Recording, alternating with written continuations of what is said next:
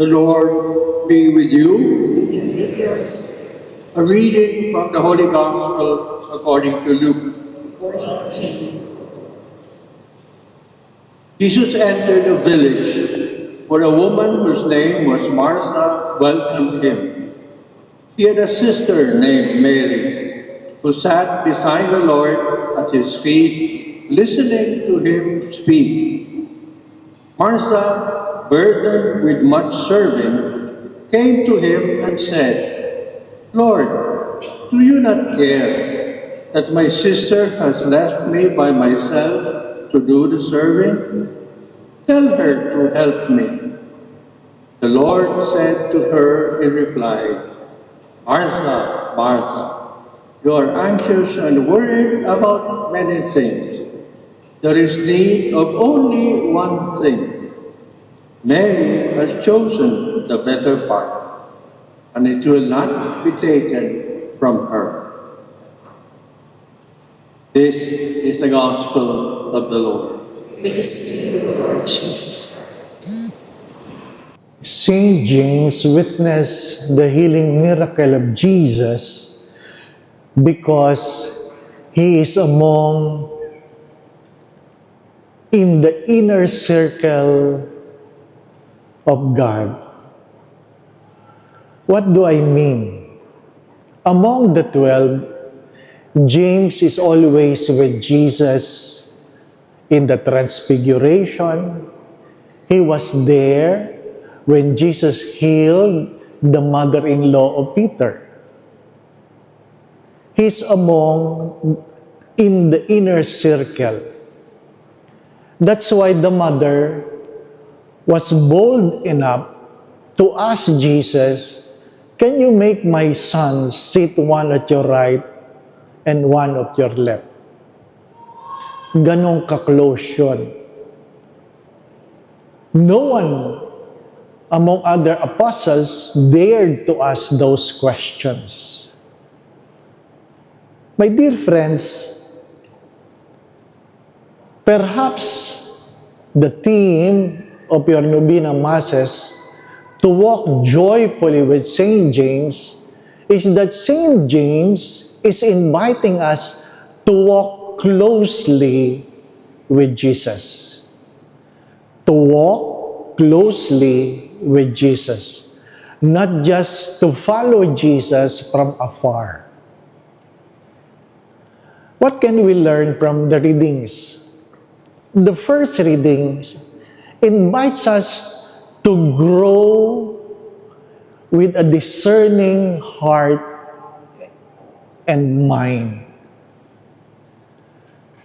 Abraham was able to discern that among the strangers, these are not among the ordinary. This is God. This is God.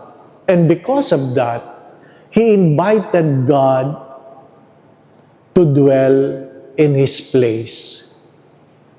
What did he do?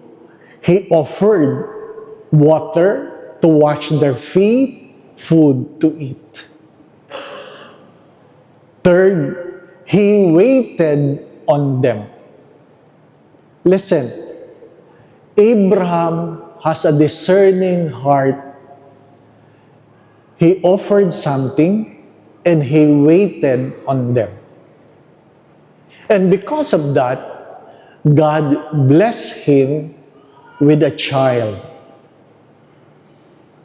He was blessed with a child when they are already old and barren.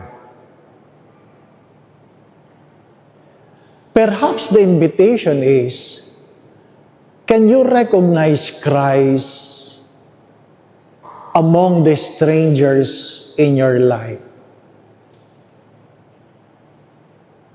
The sad story, there are parents that would come and say, Father, hindi ko nakilala ang aking mga anak.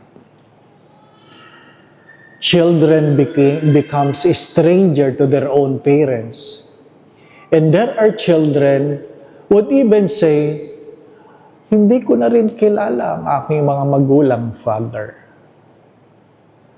Dapat nagiging mas kilala mo pero nagiging estranghero ang isa't isa. Bakit? Hindi na tayo nag-uusap. Hindi na tayo kumakain ng sabay-sabay.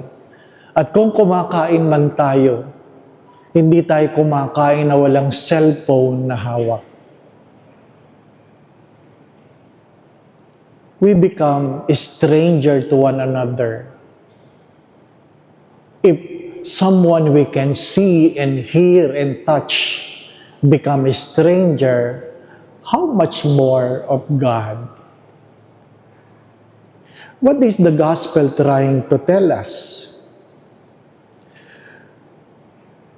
If we have listened carefully, Martha, burdened with much serving, came to him and said, Lord, do you not care that my sister has left me by myself to do the serving? This gospel is always using the words of Saint Benedict, ora et labora. It is Martha who works, Mary who prays. But it is not the gospel is all about. Jesus answered, Martha, Martha, you are anxious and worried about many things. There is need of only one thing. Mary has chosen the better part. What is the gospel trying to tell us? Martha was not complaining about her work. Martha was concerned about Mary sitting in front of Jesus, where the law says only men can sit in front of the teacher. That's the law. That's the Jewish law. Only men, no women, is allowed to sit in front of the teacher. That's why Jesus said, Martha, Martha, you are anxious of what people might be saying. You are so worried about many things. God knows she was not talking about her work. She was worried what people might say about Mary. What the gospel was trying to tell us, if you want to be part of the inner circle, you don't only recognize Christ, you don't only offer, you don't only wait, but you should sit in front of Jesus and listen. You want to be joyful in following Christ through St. James. Be part of the inner circle. Do not be afraid to sit in front of Jesus and listen. It is important that you listen. In Latin, the word listen means audire. Audio. Audire. But audire also means to obey. You can never obey God if you don't listen to God. You cannot obey God if you don't listen to God. Many of us sit before Jesus in the Eucharist, but many of us are not also listening. Ang unang pagbasa, kadalasan ay unang pagtulog. Ikalawang pagbasa, pangalawang pagtulog. Kaya ang humiliya, mahaba-habang pagtulog. Umupo, pero hindi nakinig. My dear friends, my brothers and sisters, The invitation of St. James is not to walk with Jesus from afar, but to walk with Jesus among the inner circle.